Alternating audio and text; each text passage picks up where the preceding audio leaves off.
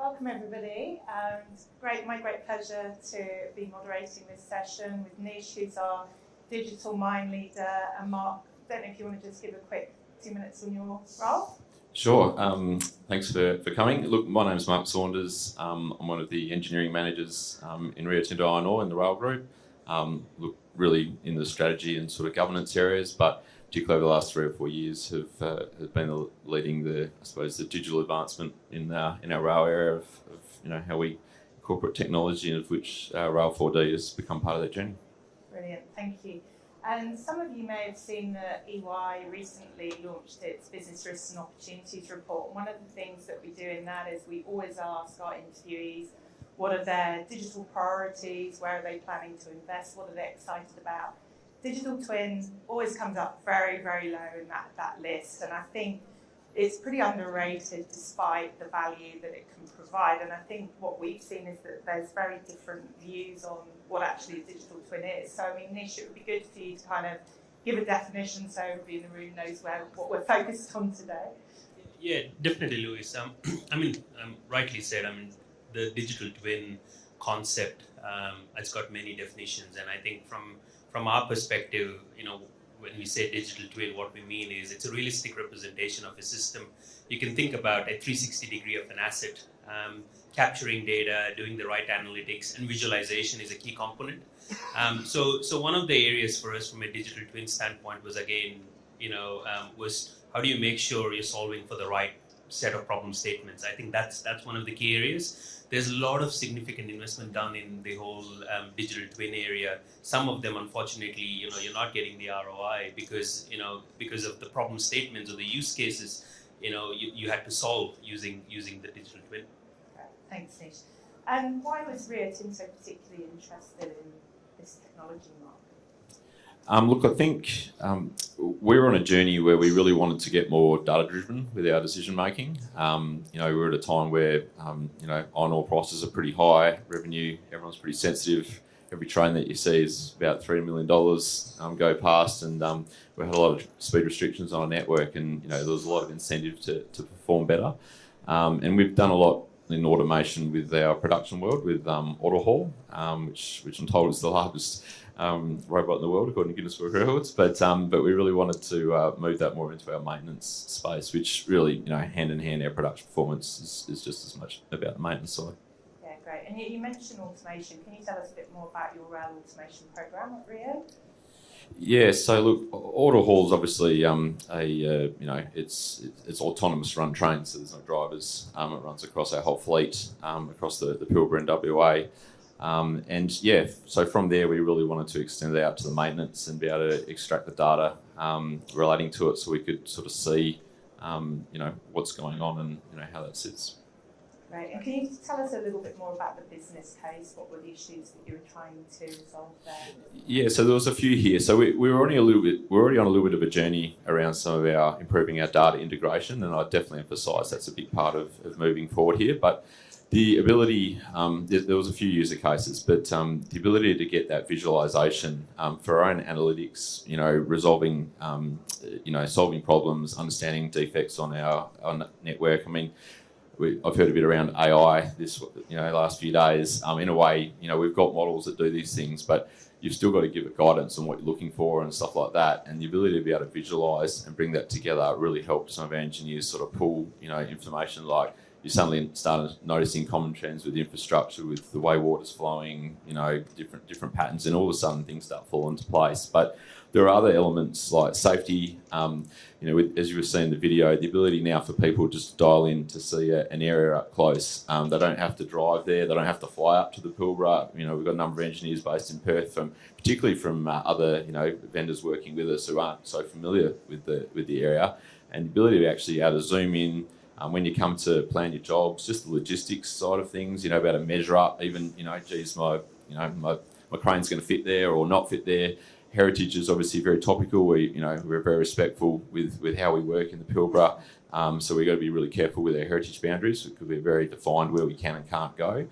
So that really helps us to find that, really centimetre specific on, what will fit, what won't fit, where lay down areas. So there's a whole dimension there, and driving is one of our biggest risks. So there's a huge, reduction there from a safety point of view. But look, there's a number of things. I think when you do any of this sort of digital work, you start off with a couple of user cases, and then all of a sudden a whole bunch other come out. But certainly, it started off a bit more with the production, mind around how can we just understand removing our defects, better understand root causes, and just pick up on things that we just weren't seeing otherwise from a bunches of spreadsheets and data tables. No, great. And how did EY actually go about building Rel 4D niche?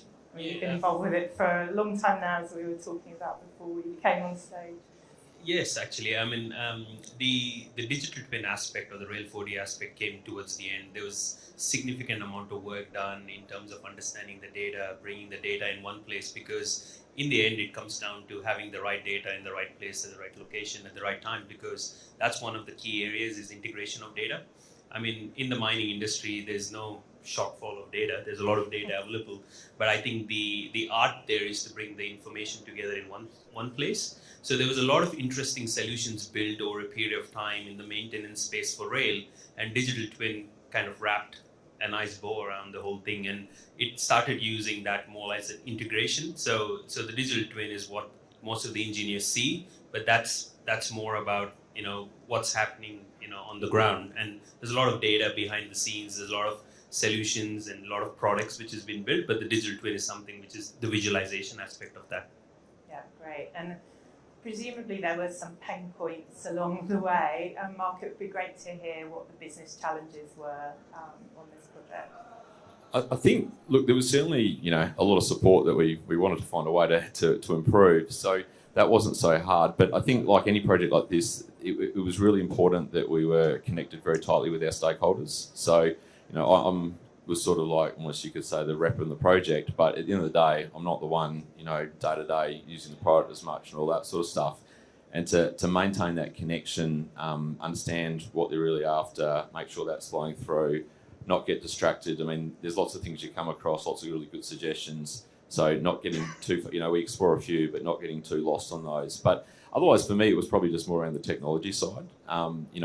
There's some things we do really, really well, but we've got a geospatial side to our IS&T group. But this sort of platform where you can get the data, upload and integrate just wasn't probably some of our core area, and that's where EY came in. And Nischith had already been involved with a bunch of other work that we've been doing, and I think the benefit of having a team that was really specialised and knew the stuff, as well as actually having spent a little bit of time in our industry, that really built on it and made an effective product. So, but yeah, look, there's always a few little teething things as you go through with the technology, but I think one of our goals was to make sure we came up with a solution which we could internally manage. We're not dependent on other externals.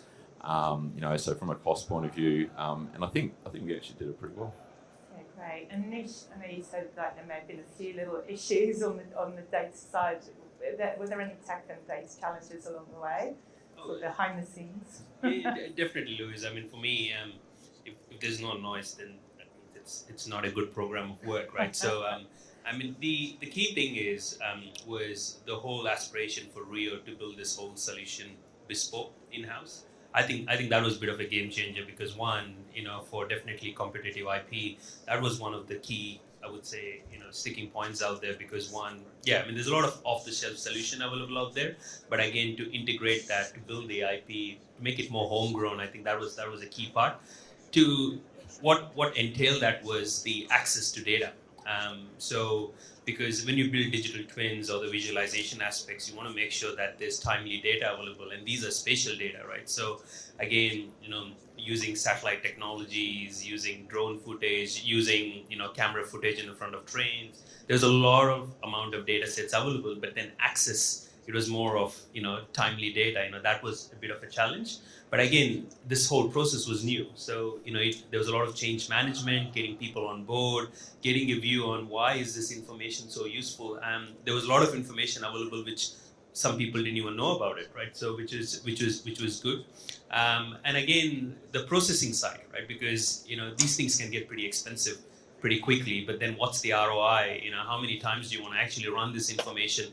How recent do you want this information? Like near real time, right?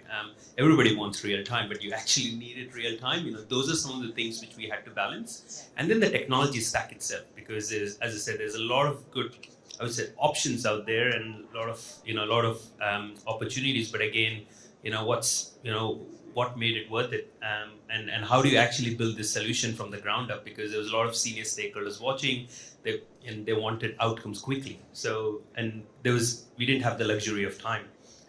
We went from, I would say, as a team, from discovery to prototype in 8 weeks, to show that it can be done for a particular segment of track, right? And then the art there was, how do you expand this over the 2,000 plus kilometers of track? So yeah, I mean, few challenges, but again, really good learning experience as well. And from a Rio standpoint, a very strong asset which they've developed in-house. Yeah, absolutely. And I know you said, obviously, everybody was looking for outcomes, and I think the video really illustrates some of that. Like, I think it just brings it to life. But Mark, really keen to hear from you, what was the real value derived from the project from a Rio Tinto standpoint?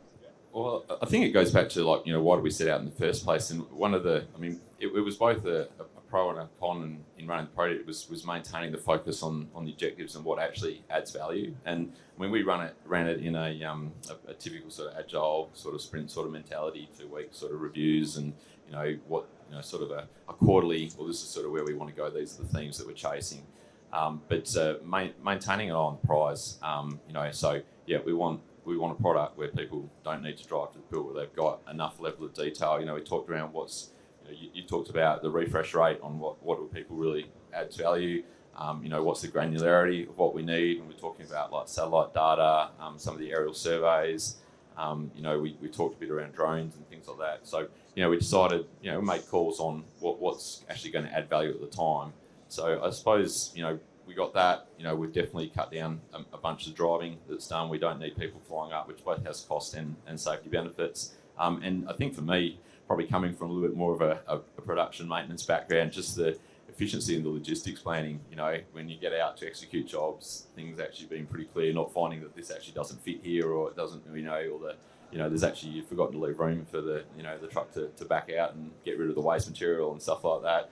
Just those little things, not having those crop up when you're actually executing major projects, pay themselves back. Because in the rail area for us, rail, well, let's just say a lot of the time it does become part of the bottleneck. So the time that we're on track doing maintenance or obstructions, as we call them, that is pivotal to our revenue pictures. So once we're on, it's all about speed, efficiency, and getting off again. So any savings and efficiency there, pay them back very quickly.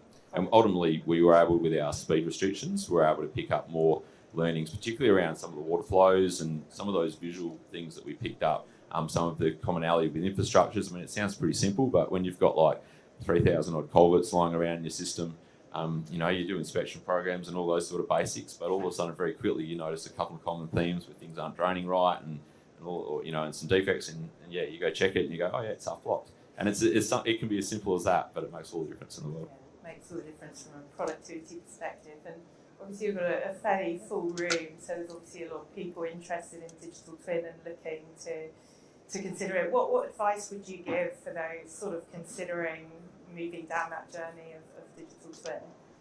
Sure. I think, going back to when we started, look, you've got to, you want to be clear on what the objectives are. I mean, there's a little bit of we think there's something here, we can explore it, but we have a phrase, speed to value. You want to keep tight on what's actually going to give us payback. For me, it was partly around being able to demonstrate some of that more upward, just to maintain that, but we did have a bit of confidence from some and support from the other work. The data integration, I mean, a lot of this was about bringing some of the work we'd already done before, models, all this other stuff. So I think, there is, depending on the maturity of the way your data is integrated, it is a good opportunity to use to integrate it, but that's definitely a big part. And I think, what else would I say?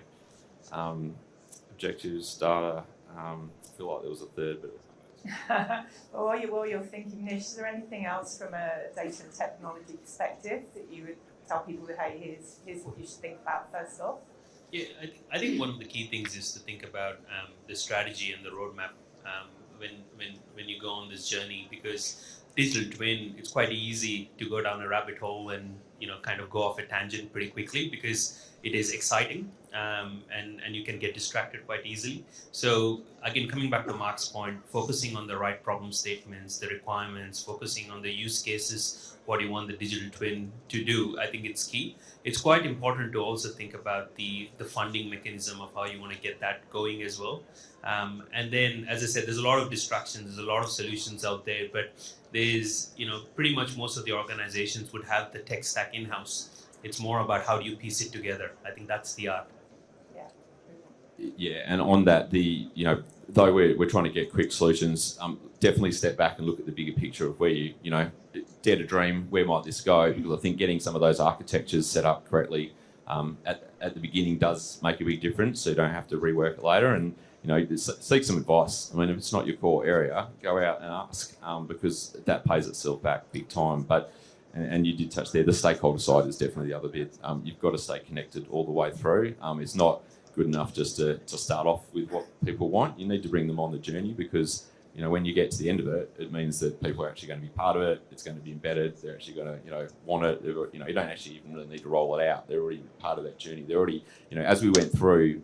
If I reflect back on what we started on, the amount of little tweaks that came in as we went through. Oh, can we just do this? Or can you add it so it's got a little measurement function or a volume function for this? And they're the things that actually make a difference to their daily job. Which I appreciate it, and people say it goes, yeah, that makes sense, but that's the sort of detail I want to know, because that makes all the difference in the world for what was literally a couple of day exercise to being a 10-minute job to pull a few things together. I mean, we even put a little feature in there where you can do like automate it into a traffic management notice. So again, instead of someone having to sit there for every job and build them, you just hit a button and bang, it's smacked it all together. So yeah, 1 minute.